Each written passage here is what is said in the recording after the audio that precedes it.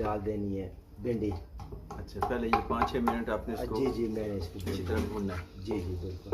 अच्छा। बिस्मिल्लाहिर्रहमान। ये गुलसाद साहब कहाँ तक पहुँचा काम? ये गोश्त सारा हो गया, हो गया ये।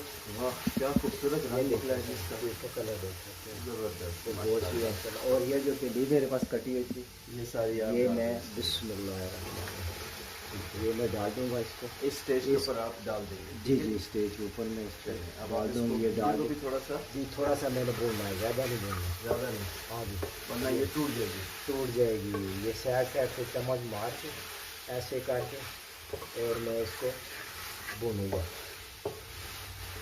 तकरीबन 5 मिनट तक।